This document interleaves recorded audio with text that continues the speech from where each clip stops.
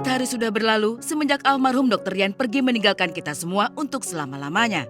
Namun kenangan-kenangan mengenai masa hidupnya masih terus dibicarakan tanpa bosan oleh orang-orang tercinta. Pribadi almarhum yang sangat baik semasa hidup membuat keluarganya begitu sedih bila mengetahui bahwa Dr. Rian telah pergi begitu cepat. Tangisan tak henti-hentinya mengalir deras dari mata saat ibunda dan saudara-saudara kandung almarhum berkisah mengenai perjalanan masa lalu almarhum yang terlalu manis untuk dilupakan.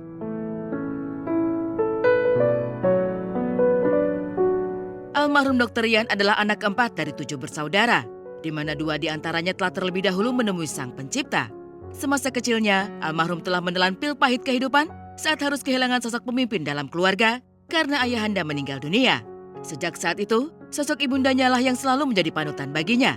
Karena sang ibu, Hajah Fahmiyah, dianggap berhasil membesarkan 5 orang anak seorang diri. Melihat kesusahan yang harus dihadapi oleh sang ibunda sebagai orang tua tunggal, almarhum pun tumbuh menjadi sosok yang penurut dan perhatian.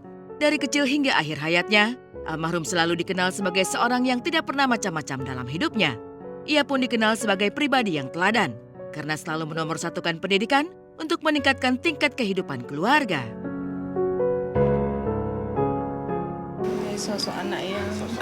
Iya, sosok anaknya tuh macam mana ya, sama orang tua tuh perhatian gitu sama dia.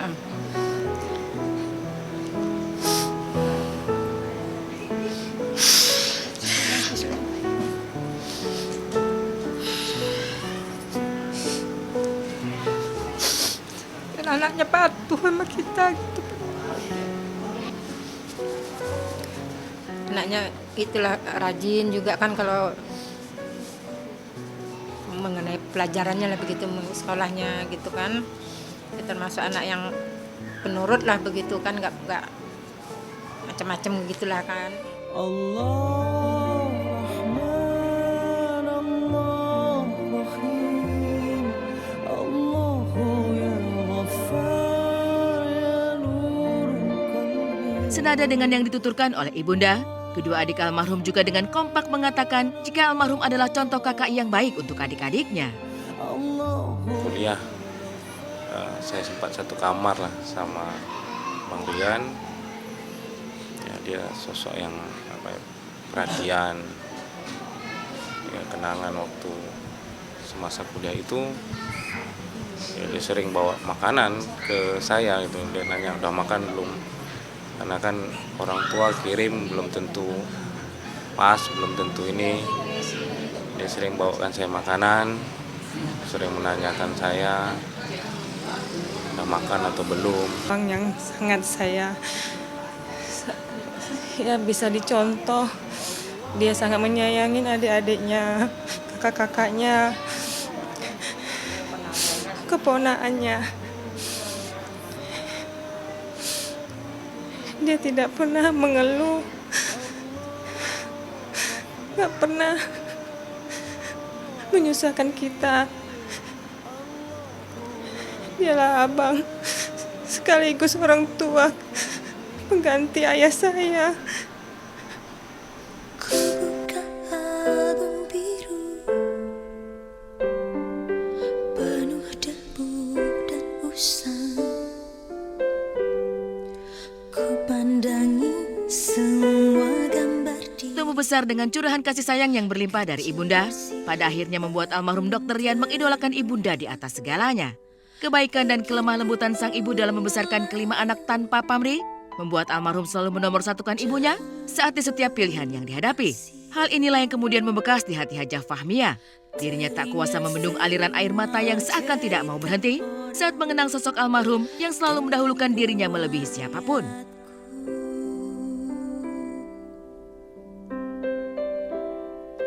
Kalau dulu ya, kalau dia ada acara, dia diundang apa-apa, kalau kan ada acara begitu kan nanti bawa kue, ada dapat kotaan gitu. Itu sembunyi-sembunyi itu dari ini, disembunyiin dulu dari saudaranya kan, nanti udah pergi ini, baru mama, ini ada tadi dapat snack gitu, dapat kue gitu kan, coba, anunya ke mulut ibu.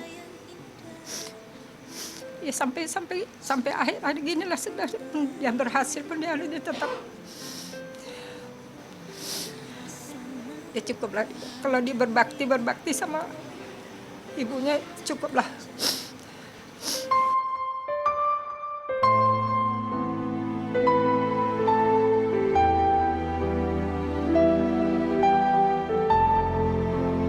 Sejak masih duduk di sekolah dasar, almarhum Rian begitu sadar akan beratnya beban yang dipikul oleh sang ibu.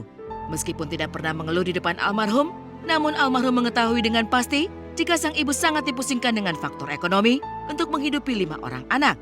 Oleh karena itu, saat memutuskan untuk melanjutkan pendidikan di Yogyakarta, almarhum pun memilih untuk ikut kegiatan modeling untuk membantu membiayai pendidikan sarjananya agar sang ibu tidak perlu pusing memikirkan biaya. Iya, dia mikirkan yang adiknya kan 2 juga kuliah, kan. Ya dia gitu loh, mungkin dengan ada kemampuannya juga barangkali yang nyambil sambil kuliah kalau ada yang ngajak entah apa gitu kan. Ya itu tadi saya sempat ragu gitu, kan begitu kan. Saya takutnya ini. Maka saya bilang sama dia, nanti nggak mengganggu kuliahnya gitu kan. Nanti gara-gara itu nanti kuliahnya tertunda, bilang gitu. Selesainya kita ini kan ya maklum sendiri, bilang gitu kan, kalau bisa tepat waktu. Insya Allah mak, katanya gitu kan. Bila waktu telah memanggil, teman sejati hanyalah amal. Sebelum pada akhirnya menghembuskan nafas terakhir, almarhum sempat mengatakan jika dirinya hanya ingin fokus dalam penyembuhan sakitnya saja dan tidak ingin kembali hadir di depan layar sebagai seorang public figure. Selain itu, padatnya jadwal yang dimiliki saat harus menjadi dokter sekaligus public figure juga membuatnya mantap untuk meninggalkan dunia yang telah membesarkannya itu. Almarhum pun justru memiliki keinginan untuk kembali melanjutkan pendidikannya.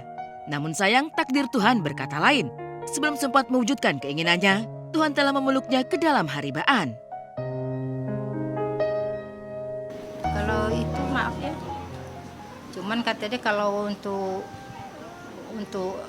menjadi tetap kayak kemarin mungkin kurang anu lah barangkali kan gitu. Kalau sekali-sekali diundang sebagai tamu undangan,